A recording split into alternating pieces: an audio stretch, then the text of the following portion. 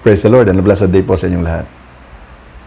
Isa po sa nakamamanghang katangian ng ating Panginoong Hesus ay yung katotohanan na kapag tinigilan niya ang isang tao at ma-encounter po siya ng taong ito, tsak, mababago po ang kanyang buhay. Tsak na matatransform po siya. Ang isa pong magandang halimbawa ay itong si blind Bartimaeus, the son of Timaeus. Isa po siyang bulag na namamalimos sa lansangan. Nang marinig niya, napalapit po si Jesus, tinawag niya si Jesus. Jesus, Son of David, have mercy on me. Sinuway po siya ng mga tao, pero the more po siyang sumigaw, Jesus, Son of David, have mercy on me. Ano po ang sumunod na nangyari? Tumigil po si Jesus. Huminto po si Jesus sa kanya pong paglalakad. Ipinatawag niya si Bartimaeus at tinanong, ano ang gusto mong gawin ko sa iyo? Ang sagot ni Bartimaeus, I want to see. Gusto ko pong makakita. Pinagaling po siya ni Jesus, nakakita po si Bartimaeus, na-transform po ang buhay niya, nabago po siya. What made the difference? I'm sure, marami rin po sa mga taong naroon ang tumatawag sa pangalan ni Jesus, but nothing happened. Wala pong nangyari. Why? Kasi ang tawag nila ay walang kasamang pananampalataya. Maaring paghanga lamang, pagkuha lamang ng atensyon kay Jesus. Pero iba po yung naging tawag ni Bartimaeus kay Jesus. May kalakip po itong pananampalataya. That was the big difference. Kaya kapatid kaibigan, kung gusto mong matransform ang buhay mo, matransform o mabago ang situation mo, pag tumawag ka kay Jesus, see to it. Natatawag ka sa Kanya, mananalangin ka sa Kanya ng may pananampalataya. Ang isa pa pong good example ay yung pong babaeng dinurugo for 12 long years. Nalaman niya pong parating si Jesus. Naisip po niya, mahawakan ko lamang ang laylayan ng damit ni Jesus. Tsak, nagagaling ako. Nandudun po yung katiyakan sa kanyang puso, nagagaling siya. Kaya ang ginawa niya, lumapit siya kay Jesus. Hinipo ang laylayan ng damit ni Jesus. Galing siya sa likuran ni Jesus. Ano po ang nangyari? Huminto si Jesus sa kanya pong paglalakad at tumingin sa likod at nagtanong, sino ang humipo sa akin? Ang sabi ng kanyang mga alagad, sa dami po ng mga taong naririto, marami po ang nakahipo sa inyo. Tapos tatanungin niyo pa kung sino po ang nakahipo sa inyo. Pero nagtanong na muli si Jesus, sino ang humipo sa akin? Sapagkat alam ni Jesus yung hipo na ito ay nakapagpalabas ng kanyang kapangyarihan. Kaya nagtanong siya, sino ang humipo sa akin? Wala na pong magawa yung babae kung hindi ang umamin sapagkat naramdaman niya rin yung kapangyarihan at kagalingan na pumasok po sa kanyang pagkatao. Ang sabi niya, ako po. Anong sabi ni Jesus sa kanya? Pinagaling ka ng iyong pananampalataya. Kapatid kaibigan, what made the difference sa babaeng ito? Yung kanya pong hipo kay Jesus ay merong kasamang pananampalataya. I'm sure again na marami sa mga tao doon na sumisiksik kay Jesus ang nakahipo kay Jesus sa kanyang damit. Pero walang nangyari. Why? Kasi those were touches na walang pananampalataya. Whereas yung touch ng babaeng ito ay merong kalakip o kasamang pananampalataya. So kapatid kaibigan, sa iyong pananalangin, see to it na nandoon ang pananampalataya mo. Pag meron kang gustong hingin kay Jesus, gawin si Jesus sa'yo, dapat nandoon ang pananampalataya mo. Na-transform ang buhay ng babaeng ito, gumaling po siya, nabago po siya. Ngayon, sa araw pong ito pag-aaralan naman natin ang isa pang karakter sa Bible na hinintuan ni Jesus at na-transform din ang kanyang buhay. Ang karakter po na ito ay walang iba kung hindi si Zacchaeus. Mababasa po natin ang kanyang kwento sa Book of Luke, chapter 19. Babasahin ko muna po sa inyo yung verses 1 to 3. Makinig po kayong mabuti kasi as I read, mag-aaral na po tayo. And please, let us always allow the Holy Spirit na mangusap po sa atin. Na ituro po tayo kay Jesus, ang author at saka finisher ng atin pong faith. Okay? So, Luke chapter 19 verses 1 to 3, ganito po ang sinasabi. Then Jesus entered and passed through Jericho. Now behold, there was a man named Zacchaeus who was a chief tax collector, and he was rich. And he sought to see who Jesus was, but could not, because of the crowd, for he was of short stature. Meaning, maliit lamang po siyang lalaki. So, anong unang matututunan natin kay Zacchaeus? Ito, Zacchaeus sought to see Jesus. Matatagpuan po natin yan sa verse 3. Zacchaeus decided to see Jesus. Zacchaeus desired to see the Lord, the Master. Sino nga ba talaga itong si Zacchaeus? Si Zacchaeus po ay isang mayaman ngunit makasalanan na chief tax collector. Siya po ay isang Hudyo, pero naglilingkod po sa Roman government. Kaya galit na galit po yung mga Hudyo na kapwa niya sa kanya. Ikinoconsider po siyang isang traitor. At wala pong gusto makipagkaibigan sa kanya. Inis na inis sa kanya ang mga tao. Sigurado pong naghahanap si Zacchaeus ng pag-ibig.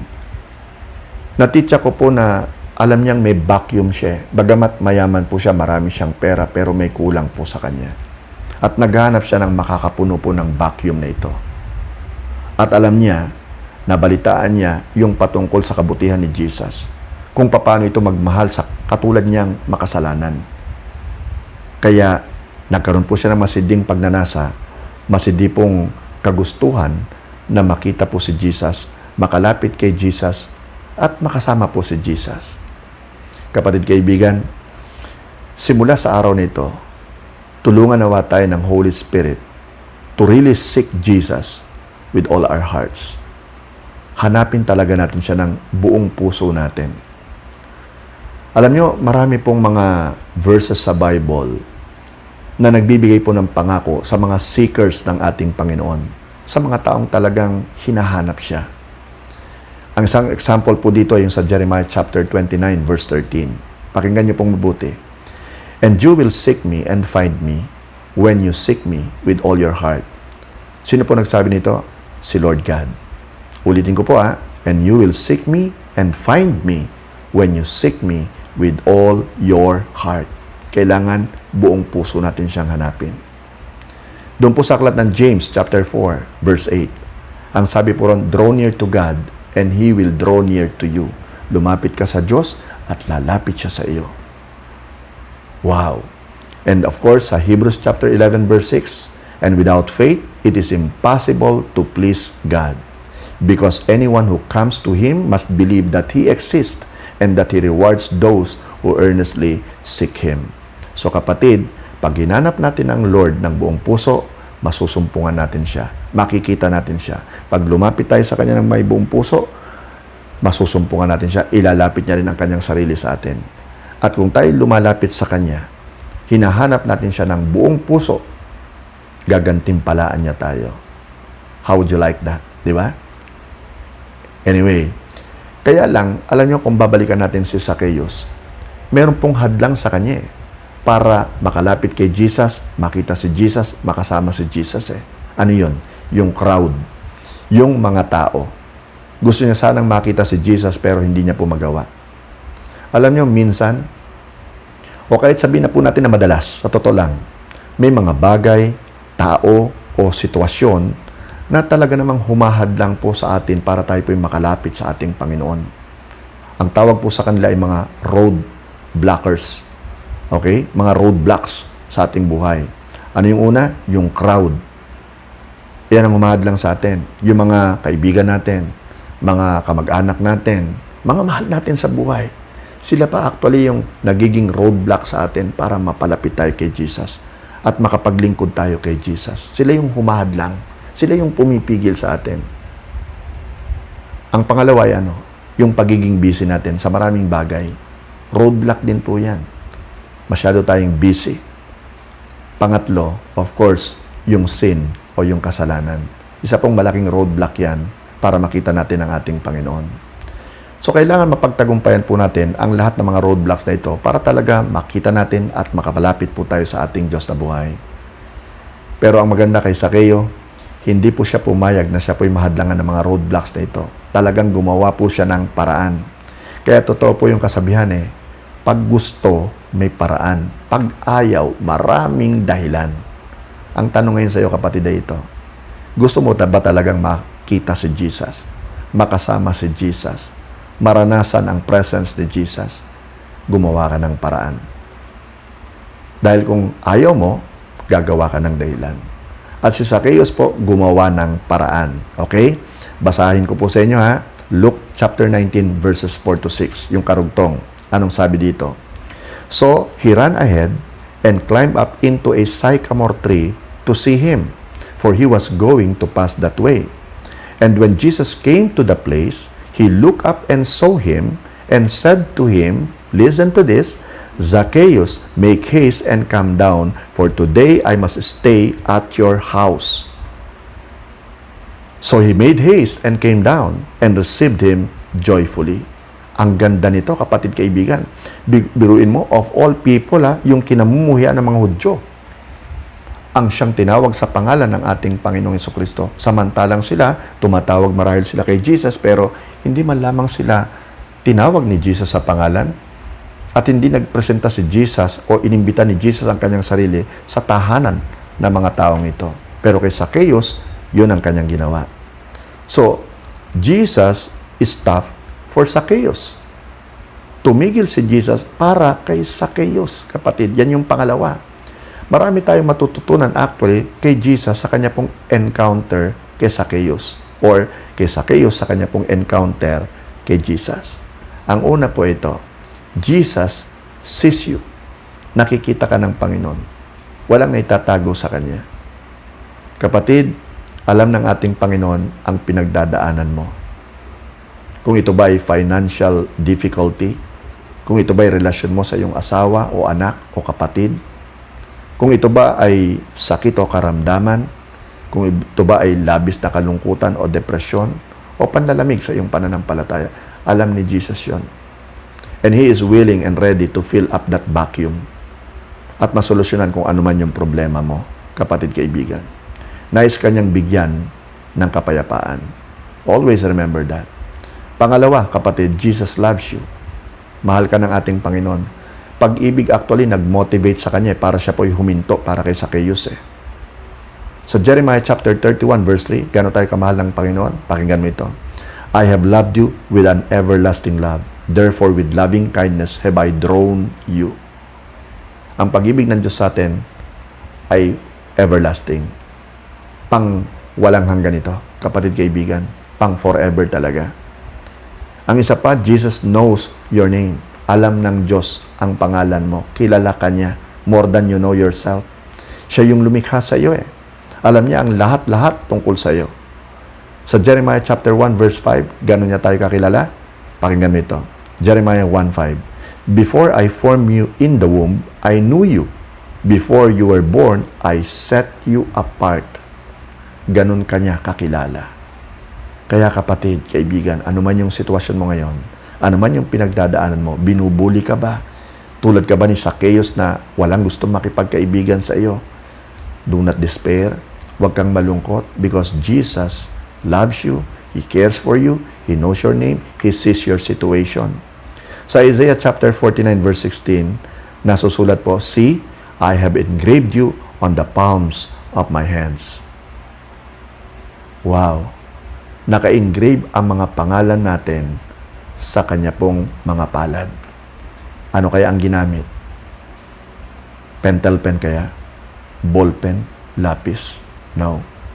Ang ginamit para ma-engrave ang pangalan mo sa Kanyang mga palad ay yung mga pako sa krus. Pangapat, Jesus is never too busy for you. Maybe you are too busy for the Lord, but He is never too busy for you. Madalas nga, yan ang nagiging alibay natin Ginagawa nating katwiran Marami po akong ginagawa, busy po ako, kaya hindi po ako makadalo. Kapatid kaibigan, Jesus was never too busy for you. So don't get too busy for Him. Mas mahalaga siya kaysa sa lahat ng bagay sa mundo pong ito. Huminto si Jesus sa tawag po at tinawag po si Zacchaeus. Kung excited kang ma-encounter si Jesus, sa totoo lamang, excited si Jesus na ma-encounter ka, maka-fellowship ka. And Jesus calls you to make haste. Gusto niya magmadali ka, ayaw niya nagpapatumpik-tumpik tayo. Pag tinawag tayo ni Jesus, gusto niya kumilos agad tayo. Paano nag-react si Zacchaeus sa tawag po ni Jesus? Nagmamadali at excited po siyang bumaba sa puno. Hindi siya nagpatumpik-tumpik. Hindi siya nagulat. Maaring nagulat siya at sa pagkagulat niyang yun, tumalon na lamang siya mula sa sanga ng puno. So, ganun siya ka-excited. Now, may I ask you this question? Are you really excited to see the Lord? Are you really excited to know Him more? Kapatid, kaibigan, ano naging resulta actually ng kanyang encounter kay Jesus? He was joyful. Meron siyang exceeding joy, labis na kagalakan sa kanyang puso. Naalala ko po tuloy yung sinulat ng psalmist sa Psalm chapter 16, verse 11. Ang sabi, "In your presence is fullness of joy. At your right hand are pleasures forevermore." Napakasarap, kapatid kaibigan, na manatili sa presence ng ating Lord. There is fullness of joy. And of course, kung papaanong sinabi ni Jesus, "Ako ay kakain sa tahanan mo." Si Jesus ay kumakatok naman sa ating mga puso. Doon po sa aklat ng Revelation chapter 3 verse 20, nasusulat, "Here I am," si Jesus ito, "I stand at the door and knock. If anyone hears my voice and opens the door, I will come in and eat with that person and they with me." Ulitin ko, kumakatok po si Jesus sa pintuan ng inyong puso. Hindi mo ba siya naririnig? Hindi mo ba siya pagbubuksan? Hindi mo ba siya patutuloyin? Sa Luke chapter 19 verse 7, "But when they saw it, they all complained, saying, 'He has gone to be wed a guest with a man who is a sinner. He has gone to be a guest with a man who is a sinner.'" Kapatid, the crowd complained. Imaginein mo ito. Nagrereklamo yung ibang tao. Those people who think they are holier than the people around them. Ayon po sa Luke chapter 7 verse 34, "The Son of Man came eating and drinking, and you say, 'Here is a glutton and a drunkard, a friend of tax collectors and sinners.'" Alam nyo, hindi ito gusto ng mga religious leaders na siya po ay nakikisalamuha sa mga tax collectors, sa mga mambabarik o magbabarik sa mga sinners at saka matatakaw. Doon po sa Matthew chapter 9 verses 9 to 12, nasusulat po ito. "As Jesus passed on from there, he saw a man named Matthew sitting at the tax office, and he said to him, 'Follow me.' So he arose and followed him. Now it happened, as Jesus sat at the table in the house, that behold, many tax collectors and sinners came and sat down with him and his disciples." Verse 11, "And when the Pharisees saw it, they said to his disciples, 'Why does your teacher eat with tax collectors and sinners?' When Jesus heard that, he said to them, 'Those who are well have no need of a physician, but those who are sick.'" Meron pong nagsabi ng ganito, "The church is not a museum of saints, but a hospital for sinners." Kung inaamin mong ikaw ay makasalanan, magalak ka. Dahil si Jesus ay naparito para sa iyo. Doon po sa aklat ng Luke chapter 19 verses 8 to 10, ang sabi, "Then Zacchaeus stood and said to Jesus, 'Look, Lord, I give half of my goods to the poor. And if I have taken anything from anyone by false accusation, I restore fourfold.' And Jesus said to him, 'Today, salvation has come to this house, because he also is a son of Abraham.'" Verse 10, "For the Son of Man has come to seek and to save that which was lost." Are you lost, kapatid kaibigan? Naliligaw ka na ba? Hindi mo na ba alam ang direksyon? Jesus is here, your good shepherd, to save you. Pangapat po, kapatid, Zacchaeus' life was transformed. Nabago po siya. Ang naging bunga po ng kanyang kaligtasan ay mabuting gawa. And tandaan po natin itong mabuti, hindi po tayo maliligtas sa paggawa po ng mabuti. Gumagawa po tayo ng mabuti kasi ligtas na po tayo. Naalala niyo po yung Ephesians chapter 2 verses 8 and 9? Babasahin ko po sa inyo. For it is by grace you have been saved through faith. And this is not from yourselves. It is the gift of God, not by works, so that no one can boast. Dalawang bagay po yung nabago kay Zacchaeus. Naging generous po siya at naging willing po siya to make restitution. Bayaran po yung dapat na bayaran. I-restore po yung dapat niyang i-restore. Makikita rin natin sa kwentong ito kung papaano po pinahalaga ni Jesus ang pamilya. At kapatid kaibigan, ngayon pa lamang gusto kong sabihin sa iyo, pinahahalaga ng ating Panginoon ang pamilya mo. Doon sa Luke 19 verse 9, and Jesus said to him, "Today, salvation has come to this house." Sa simula po ng ating kwento, we saw Zacchaeus seeking Jesus. Ngunit bago pa man mangyari ito, hinahanap na ni Jesus si Zacchaeus. Jesus came to seek and save the lost. Amen po ba? Kaya kapatid kaibigan,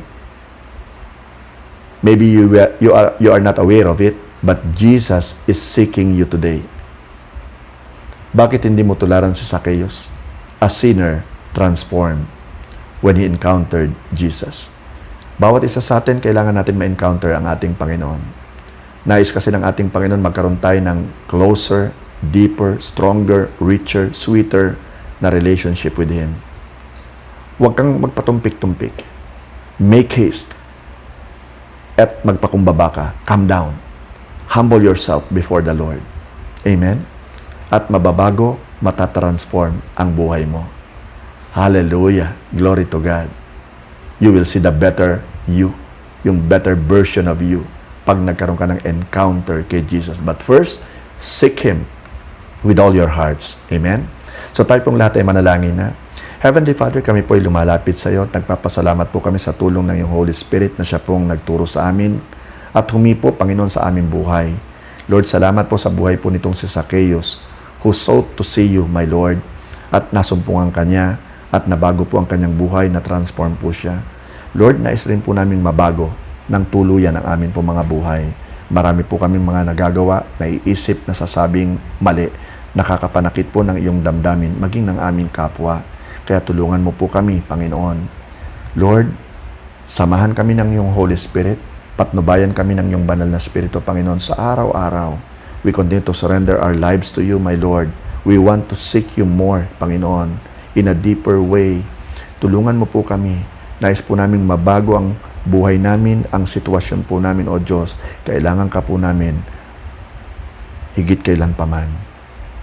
Sa pangalan mo, Jesus, ito po ang aming samot dalangin at inaangkin po namin, Panginoon, ang blessing mo, ang favor mo sa aming mga buhay, ang grace mo, ang mercy mo.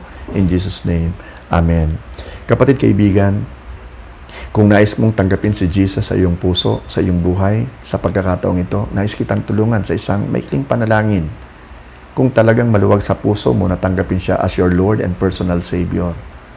Ito lang naman talaga may tutulong ko sa iyo Dahil maaring hindi mo pa alam kung anong gagawin mo, magsisi ka sa iyong kasalanan, tanggapin mo na hindi mo kayang iligtas ang iyong sarili sa tiyak na kapahamakan, at tanggapin mo si Jesus bilang iyong personal Lord and Savior. Okay? So gawin na natin to ngayon. Huwag na tayo magpatumpik-tumpik. Let's make haste and bow down before the Lord. Okay? So, tayo pong lahat ay umuko. At kung nais mong tanggapin si Jesus, sumunod ka sa isang maikling panalangin na ito. Sabihin mo ito ng buong puso. Panginoong Jesus, patawarin mo ako. Ako'y isang makasalanan. Tinatanggap kita sa aking puso bilang aking Panginoon at tagapagligtas ng aking buhay. Maraming salamat po sa kapatawaran ng aking mga kasalanan, sa buhay na walang hanggan, at sa karapatang tawaging anak ng Diyos. Sa pangalan mo, Jesus. Amen and amen and amen. Hallelujah. May the Lord bless you and keep you.